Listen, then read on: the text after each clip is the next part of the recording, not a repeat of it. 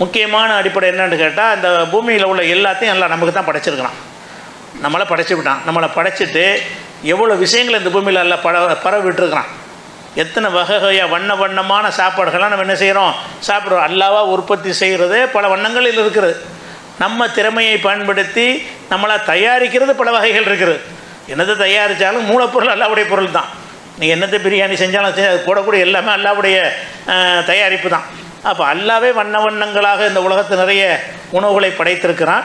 அதை வைத்து கொண்டு நீங்கள் உங்களுடைய திறமைகளை அனுபவங்களை வைத்து கொண்டு பலவிதமான உணவுகளை எல்லாம் தயாரிக்கிறீங்க. இந்த மாதிரி தயாரிக்கிறதுல அடிப்படை என்னன்னு கேட்டால், எல்லாம் மனிதனுக்கு தான், அனைத்தும் ஹலால்.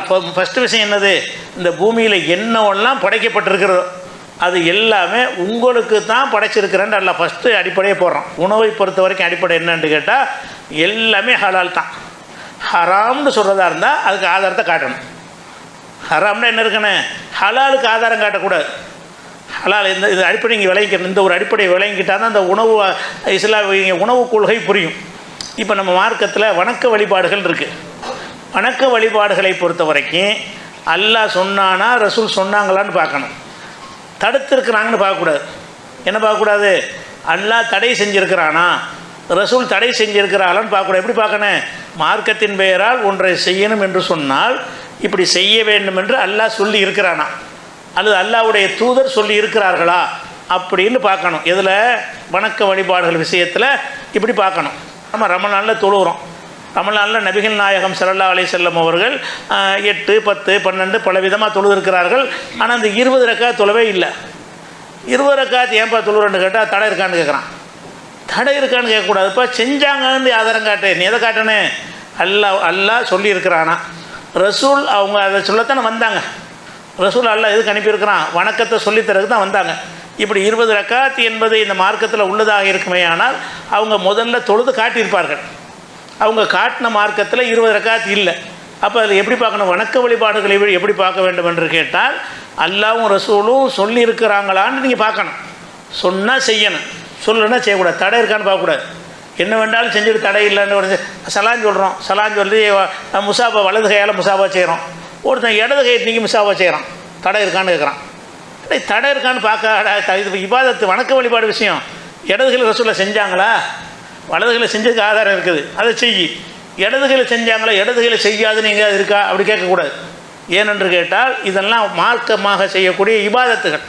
இபாதத்துகள் விஷயமாக நம்ம என்ன பார்வை இருக்க வேண்டும் என்று கேட்டால், மார்க்கம்னு ஒன்று சொல்வதாக இருந்து, உதாரணமாக ரஜப மாதம் 27 மேராஜ் நோம்புன்னு வைக்கிறாங்க. மேராஜ் நோம்புங்கிற பேரில் ரஜப மாதம் என்ன செய்வாங்க, 27 பள்ளி வசனம் அலங்காரம் பண்ணி மேராஜ் நோம்புன்னு ஒரு நோம்பு வைக்கிறாங்க. அதே மாதிரி ஷாபான் மாதம் 15 அன்னைக்கு பராத்து நோம்புன்னு ஒரு நோம்பு வைக்கிறாங்க. ஏன்டா அந்த நோம்பு வைக்கிறான்னு கேட்டால், வைக்கக்கூடாது இருக்கான்னு கேட்குறான். தடை இருக்கான்னு கேட்குறான். அப்படி கேட்காதப்பா, ரசூலில் வச்சாங்களான்னு கேளு. நீ எப்படி ஆதாரம் காட்டணும், ரசூல்லா இந்த ஷாபானில் நோன்பு வச்சாங்களா, ஷாபான் புதிய கண்டுபிடிப்பு இல்லையில, ரசூல்லா காலத்துலேருந்து உள்ளது தானே. அப்போ ரசூல்லாவும் இந்த ஷாபான் எத்தனை ஷாபான் அடைஞ்சிருப்பாங்க, எந்த ஷாபான்லையாவது ரசூல்லா 15 நோன்பு வச்சாங்களா, வைக்கலைன்னா இல்லைன்னு அர்த்தம். தடுத்தாங்கன்னு பார்க்கல, தடை இருக்கான்னு கேட்கக்கூடாது, செஞ்சாங்களான்னு கேட்கணும். மார்க்கத்தில் எதை செஞ்சால் மேராஜ் நோன்பு வைக்கிறோம், நோன்பு தானே, தடை இருக்கான்னு கேட்கக்கூடாது. எப்படி கேட்கணும், நபி செஞ்சாங்களான்னு கேட்கணும். செய்யலைன்னா இல்லை, செய்யலைன்னா என்ன, மார்க்கத்தில் இல்லைன்னு அர்த்தம். இது இபாதத்துகளுக்கு. ஆனால் இந்த உலகத்தில் உள்ள உணவு தண்ணி பொருள்கள் பயன்பாட்டை பொறுத்த வரைக்கும் ஒரு பொருளை திங்கலாமான்னு கேட்டால் திங்கலாம், என்ன தடை இல்லை. ஒரு புதுசாக ஒரு பிராணியை நீங்கள் பார்க்குறீங்க, இது வரைக்கும் பார்த்ததே இல்லை, இதை சாப்பிட்லாமான்னு ஒருத்தன் கேட்குறான். புதுசாக ஒரு செடியை பார்க்குறீங்க, அது திங்கலாமான்னு ஒருத்தன் கேட்குறான். இது திங்கலாமான்னு திங்கலாம், தாராளம் தின்ட்டு போ. ஏன், என்ன ஆதாரம், தடை இல்லை. ஏன்னா எல்லாத்தையும் நம்ம அனுமதிச்சுட்டான்ல. உலகத்தில் உள்ள அனைத்தையும் நமக்கு அனுமதித்த காரணத்தினால மார்க்கத்தில் ஒரு உணவை உணவையோ உடையவோ அல்லது பயன்படுத்துகிற எந்த ஒரு பொருளையோ கூடாது என்று நீங்கள் சொல்வதாக இருந்தால், கூடாதுங்கிறதுக்கு நீங்கள் ஆதாரம் காட்டணும். தடை இல்லைன்னா அது ஆதாரம். செய்கிறதுக்கு ஆதாரம் காட்ட தேவையில்லை. திங்கலாம் என்பதற்கு ஆதாரம் காட்ட தேவையில்லை. திங்கலேன்னு தடை இல்லையா, தடை இல்லாத எல்லாமே ஹலால் தான்.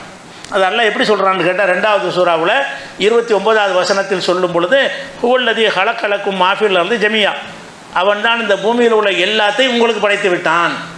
இந்த பூமியில் உள்ள அனைத்தையும் உங்களுக்கு படைச்சான்னு என்ன அர்த்தம், நீங்கள் சாப்பிடக்கூடிய விஷயங்களை சாப்பிட்டு கொள்ளுங்கள், பயன்படுத்த விஷயங்களை பயன்படுத்தி கொள்ளுங்கள். நமக்காக படைத்தான் என்று சொன்னால் எல்லாமே திங்கிறதுக்குன்னு அர்த்தம் கிடையாது. திங்கிற பொருளும் உலகத்தில் இருக்கிறது, வேறு வேறு பர்பஸுக்கு உள்ள பொருள்களும் இருக்கிறது.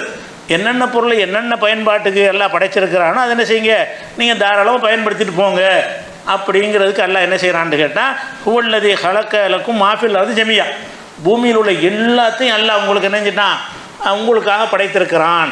இதுதான் இஸ்லாமிய அடிப்படை. உணவுக்கு அடிப்படை என்னன்னு கேட்டால், எல்லாம் நமக்கு எல்லாம் படைச்சிட்டான்.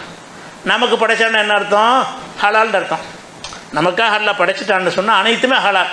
ஒன்றை ஹராம்னு சொல்வதாக இருந்தால் என்ன செய்யணும்? நாய் சாப்பிடாதன்னு சொல்வதாக இருந்தால், நாய் சாப்பிடாதுன்னு தடை வரலன்னு வைங்க, நாய் சாப்பிட்லாம் தான். நாய் சாப்பிடக்கூடாதுன்னு தடையே இல்லைன்னு பேச்சுக்கு வைங்க. எந்த தடையும் தேடி பார்க்குறீங்க, நாய் சாப்பிட்றதுக்கு தடை இல்லை, தடையில்லாட்டி தின்ட்டு போங்க. தடை இருக்குது, அது ஒரு விஷயம் புரிஞ்சுக்கிறதுக்காக சொல்கிறேன். நாய்க்கு தடை இருக்குது, ஒரு பேச்சுக்காகவே என்ன செய்கிறோம், நாய் தேடி தேடி பார்க்குறோம், நாய்க்கு தடை கிடைக்கல, கிடைக்கடி சாப்பிட்டு போ.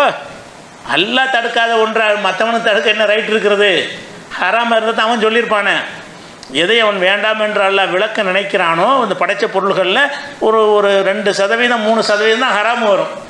97% ஹலால் தான். அல்லா படைச்ச எல்லாமே, அந்த பூமியில் படைச்ச எல்லாமே நமக்கு ஹலால் தான். சின்ன நம்பரில் சில விஷயங்களை என்ன செய்வான்ல, சாப்பிடாதுன்னு சொல்லியிருப்பான். எதை சொல்லியிருக்கிறானோ, ரசூல் சொல்லியிருக்கிறாங்களோ அதை தவிர உள்ள எல்லாம் ஹலால் என்று வணங்கி கொள்ள வேண்டும். அதில் என்னென்னு சொன்னால், இந்த ஹலால் ஹராமை அல்லாஹ் அனுமதிச்சே தான் நம்ம சாப்பிட்ணுங்கிறோம்ல, அந்த விஷயத்தில் முக்கியமான கட்டளைகள் எல்லாம் போடுறான். அதாவது 2வது சூறாவில் 57 வசனத்தை என்ன செய்கிறான்னு கேட்டால், உங்களுக்காக எல்லாத்தையும் படிச்சுட்டான்ல, அதுக்கான எல்லாத்தையும் தின்றுபடாதீங்க. குழு நீங்கள் சாப்பிடுங்கள், மின் தொய்யிபாத்தி மா ரசக்கனாக்கும், நாம் உங்களுக்கு வழங்கியதில் தூய்மையானவைகளை சாப்பிடுங்கள். தூய்மையானவை அது அல்லாஹ் ஒரு ரசூலை விளக்கியிருக்காங்க பின்னாடி. ஏதாவது ஹலால்னு விளக்குவோமோ அப்போ விளங்கிக்கிறவனிங்க. அல்ல என்னெல்லாம் கட்டளை போடுறான்னு கேட்டால், குழு மின் தொய்யிபாத்தி மா ரசக்கனாக்கும், நாம் உங்களுக்கு வழங்கியவற்றிலே தூய்மையானவைகளை, தொய்யிபாத்துனா ஹலால், ஹலாலானவைகளை நீங்கள் உண்ணுங்கள் அப்படின்னு 2:57 சொல்லி காட்டுகிறான். அது மாதிரி 2:168 வசனத்தில் எல்லாம் சொல்லும் பொழுது, யாய் ஹொன்னாஸ், மனிதர்களே, குழு மிம்மா ஃபில்லர்லி, பூமியில் உள்ள எல்லாத்தையும் சாப்பிடுங்கள், ஹலாலன் தையிபன், ஹலாலான நிலையிலையும் தூய்மையான நிலையிலும் சாப்பிடுங்க, எல்லாத்தையும் சாப்பிடுங்க.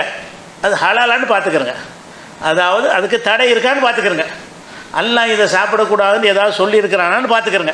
அப்படி சொல்லலைன்னா ஹலாலாகி போயிடும். அப்போ ஹலாலான எல்லாத்தையும் நீங்கள் சாப்பிடுங்கள் என்று அல்லாஹ் சொல்லி காட்டுகிறான். இதே கருத்தை 16வது சூறாவிலையும் 16வது சூறாவில் 114வது வசனத்திலையும் சொல்லி காட்டுகிறான். அதே மாதிரி யாய் உள்ளதி நாமனும் குழுவின் தையி பாத்திமா ரசக்குனாக்கும், நாம் உங்களுக்கு வழங்கியதில் தூய்மையானவற்றை நீங்கள் உண்ணுங்கள் 172 வசனத்தில் சொல்லி காட்டுகிறான். 160 வசனத்திலையும் இதே விஷயம் இருக்கிறது. 20வது அத்தியாயம் 81வது வசனத்திலையும் இருக்கிறது. அது மாதிரி யாய் ரசூல் குழுமின தையிபாத், ரசூல்மார்களெல்லாம் கட்டளையிடறான். ரசூல்மார்களே, நீங்கள் உலகத்துக்கு தூதராக போயிட்டீங்க, நீங்கள் எதை சாப்பிட வேண்டும் என்று கேட்டால் ஹலாலாக்கின தான் சாப்பிடணும், தூய்மையானதான் சாப்பிட வேண்டும் என்று கட்டளையிடறான். அப்போ எல்லாத்தையும் எல்லாம் நமக்குன்னு படைத்து விட்டு அதில் சிலதை தூய்மையற்றவை நமக்கு டிக்ளேர் பண்ணியிருக்கிறான். அது அல்லாத எல்லாமே ஹலாலானவை. எதையெல்லாம் அல்ல தடுத்த லிஸ்ட் இனிமேல் தான் சொல்ல போகிறோம். அல்ல எதையெல்லாம் தடுத்திருக்கிறானோ அதை கழிச்சிட்டு பார்த்தீங்கன்னு சொன்னால் அது எல்லாமே தூய்மையானது, அது எல்லாமே ஹலாலானது, அதைத்தான் நீங்கள் உண்ண வேண்டும் அப்படின்னு சொல்லிடுறான்.